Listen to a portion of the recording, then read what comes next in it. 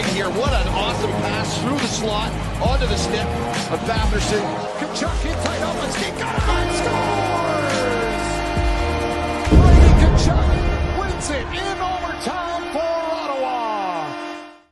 Welcome to Sens Talk. My name is Brandon and I am your host. Welcome to part 2 of our 3-part series previewing every position on your Ottawa Senators. Today we're going to discuss the defenseman, but before we get into the video, a few things. Firstly, before you watch this video, make sure to check out our video we posted earlier today discussing the Derek Brassard signing. As well, if you haven't already, I will be putting both of those videos. The other one would be the forward season preview. If you haven't checked out that video or the Derek Brassard video, make sure to check both of those out after this one. The links to those videos will be in the description below. A lot to talk about in that forward season preview. I think that video went over 21 minutes, so quite some time to edit that one, but a lot of great content for you there, so make sure to check that out. And of course, the Brassard contract, big news, good for Ottawa's depth. I broke that one down as well today, so both of those videos will be found in the link in the description below. Now today, I will project each of Ottawa's starting 3 pairings on the defense, while also taking a good look at how they will play this season. I'll also take a look at each individual player on the pairings, the 7th defenseman that will be in the press box every single night for Ottawa as a depth option, and as well as some potential call-ups from Belleville we may see this season. So with that, let's get into today's video. Pairing number 1 for the Ottawa Senators this year will consist of Thomas Chabot with Artem Zub. Now, last year, Thomas Chabot played in 59 games. He had 7 goals, 31 assists for 38 total points. Here's where the stats get really interesting for Thomas Chabot. Even when paired with defensive anchors like Nikita Zaitsev, these players that are not exactly up to par like a Thomas Chabot. Chabot overall last season had a 54.8% Corsi for percentage in all situations. This means that when Thomas Chabot was on the ice, the Ottawa Senators had control of the puck way more often than not. A very positive sign for potentially what's to come for Tom Chabot this season. Now, Artem Zub last year played in 81 games. He had 6 goals, 16 assists for 22 total points. He also had 124 blocked shots. A lot of blocked shots there, a lot of bruises for sure, and 155 hits. So, overall, look, Artem Zub and Tom Chabot, for most points last year, did not play with one another, but they did for short stints a good amount of the time. So, there were a period of a few games here and there where Tom Chabot and Artem Zub would play with one another. And last season, in those short stints together, Chabot and Zub often were Ottawa's best defensive pair, without a doubt. There's really no comparison here. There's no competition. This is Ottawa's best defensive pair through in and throughout, no doubt.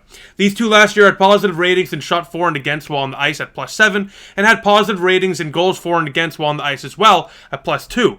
When paired together, Zub's defensive abilities allow Chabot to play a much more offensively minded game. This will open Ottawa's offense even further with the great acquisitions they brought in on the offensive core. Last year, Chabot was held back offensively many times due to being paired with number 22. I'd expect different results for Chabot this year, 100%. With Chabot being the power play quarterback on a lethal Senator power play unit, expect a career year for Thomas Chabot. Mark my words on that one. Zub's hockey IQ, skating, and physicality makes it a daunting task for opponents to enter our defensive zone.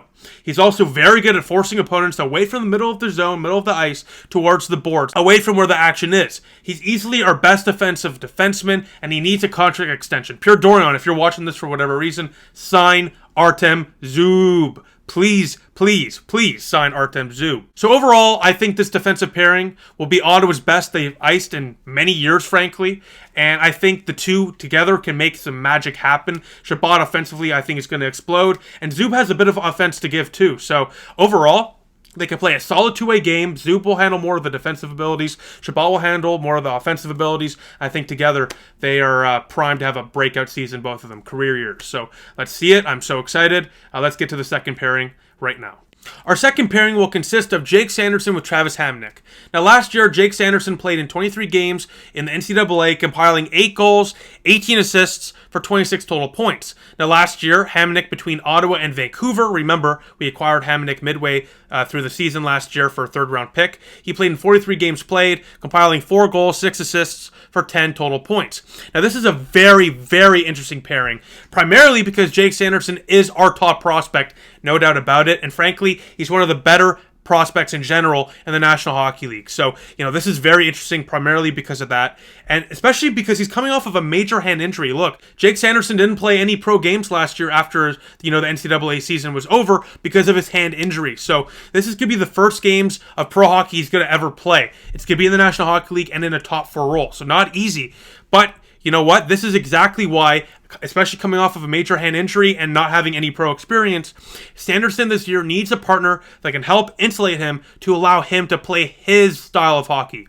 Do not make Jake Sanderson play a role he is not suited for. That will kill his development. You need a defensive partner that Sanderson can have with him that can help insulate him, allow him to play his game. Now, in the rookie tournament and in preseason, we saw glimpses as to why Jake Sanderson is a top prospect. His skating is flawless, which allows him to make high hockey IQ plays and reads. His skating as well allows him to have an extra step on others, giving him an advantage over opponents trying to enter our zone.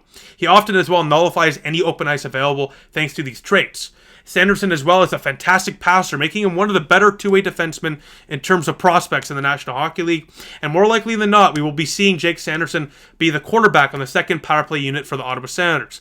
We'll see if Brandstrom gets his name into there at certain points, but we'll talk about that on the third pairing conversation. Now, Travis Hamonic was brought in last year midway through the season and looked good all things considered. Nothing flashy, but he played a solid defensive game. I think Hamonic's experience will help mentor Jake Sanderson through his first pro season and will allow Sanderson to play his own game. There will definitely be rough nights for this pairing for sure, but through those rough nights, there's going to be some fun nights as well. And these are part of the growing pains you're going to have with a young defenseman.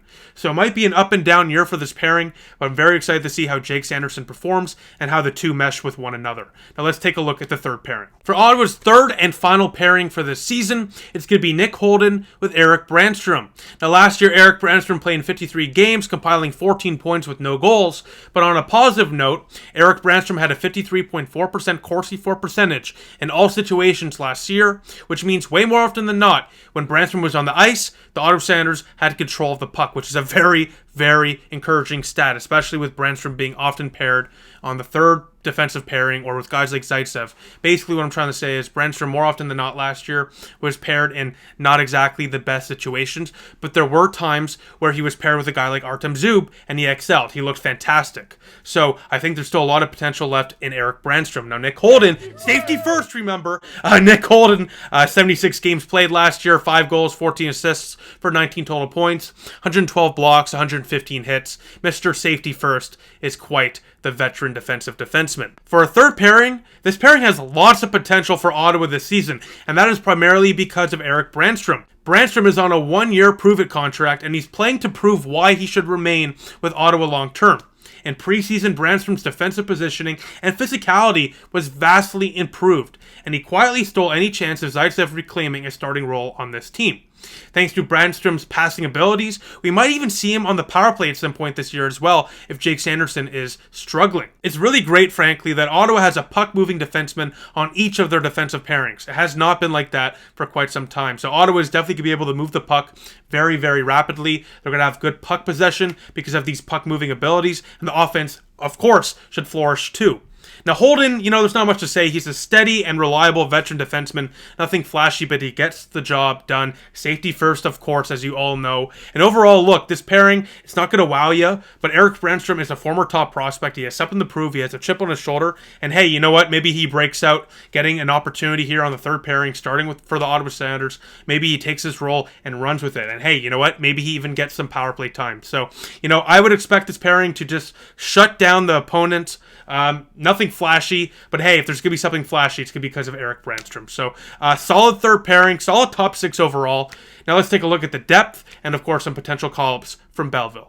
The 7th defenseman to start the year for Ottawa will be Nikita Zaitsev, and frankly, if you would have asked me a few months ago if Nikita Zaitsev was still going to be on this team come the start of the regular season, I would have told you you're crazy to think that he would be. But he is. He is here. He wasn't traded. He was expected to be dealt to like an Arizona or Chicago, but he was not traded, and he still is an Ottawa Senator. So he's a de facto depth defenseman. He wasn't put down on waivers today before the roster freeze. So, there's no disrespect to Nikita Zaitsev as the person. I'm sure he's a great person, great guy. I'm sure he's Artem Zub's best friend in that locker room, considering Artem Zub can't really speak any other language than English. So it does suck to say that I do wish Zaitsev is traded, frankly, because defensively, he doesn't really bring much to the table. He's not good at all. Last year, 62 games played, 2 goals, 9 assists, 11 total points. He was a -7 and had a 39.8% Corsi for percentage in all situations, which means way more often than not. I mean, way more often than not. When Zaitsev was on the ice, Ottawa did not have control or possession of the puck. So overall, Zaitsev is just here because he's on a one-way contract. He has a no movement clause. He's not easy to move. Can't really trade him to anywhere.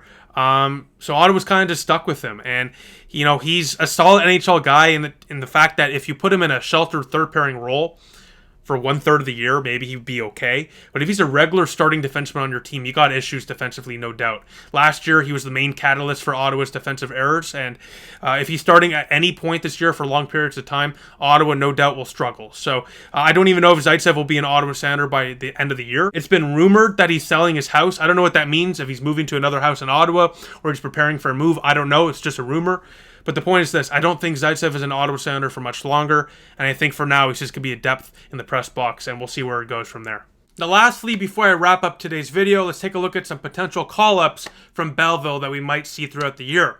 The first two would be Jacob Bernard-Docker and Jacob Larson, who was brought in through free agency this offseason. Now, both of those two players were on the main camp roster up until the bitter end when the final cuts were made. I mean, they were literally dropped down to Belleville just a few days ago. So Jacob Bernard-Docker, I think the organization views as a step ahead of Lassie Thompson, so we could definitely see him on the right side at a certain point this season, maybe for a long period of time or maybe just for short stints.